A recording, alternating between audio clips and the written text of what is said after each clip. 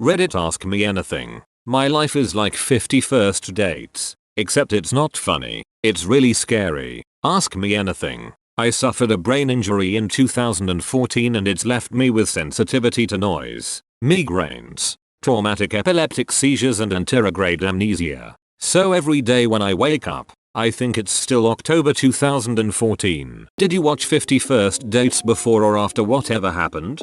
I saw about 10-15 minutes of it years ago, not long after it first came out, but I'm not a huge fan of Adam Sandler or Drew Barrymore, so I gave up watching it because I thought it was rubbish. I know the general premise of it though, and that it's apparently a comedy. I seriously doubt I've watched it since the brain injury, because I'm still not a fan of either actor. My memories from before the accident are still intact, so I still know my likes and dislikes XX. Are you in a relationship? If so, how's it affected? I am. I met my partner in October 2016. It's scary waking up next to him, not knowing who he is or where I am or if I'm staying at his. And apparently we have pictures of us together around his room so that I can see I have some connection to him. And he's not just a random stranger. It's even more disconcerting, because I expect to wake up next to my ex in our old house. So waking up next to a man I don't recognize,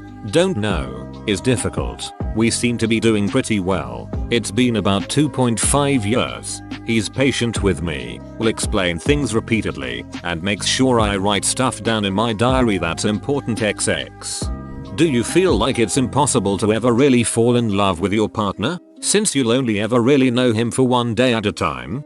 I don't know. We say we love each other, and when I was texting him earlier I was feeling happy about it, so I guess that's something. But it's hard because I don't really know him. All I have to go on is what I've got in my diaries, and he seems like a brilliant partner, and I must see something in him because otherwise I would have finished it. But in fairness, I've never really done feelings anyway. I've always been a bit disconnected from everyone, so it's not something new that I'm having to deal with XX.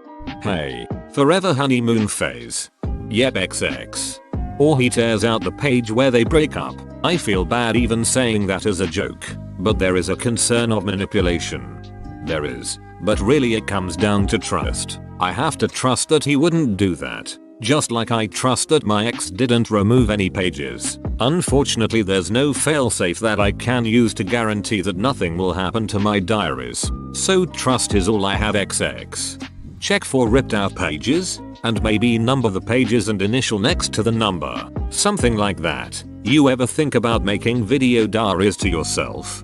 It would be easy to rip a page out and not even notice, because my diaries are all spiral bound. To be honest, I'd rather just go on trust, purely because while I'm like this, if I can't trust my loved ones, then I can't trust anything, and if that happened I would probably shut myself away and stop all interactions. No, because I don't often watch DVDs, whereas I read a lot. Plus because my diaries are underneath my glasses, they're the first thing I see in the morning, whereas there's no guarantee I'd watch a DVD or video, even if I wrote myself a note to do so. Plus, with mornings like this morning, you could carry on reading while my son was eating his breakfast and getting ready for school. I wouldn't be able to carry on watching videos or DVDs while he's getting ready XX.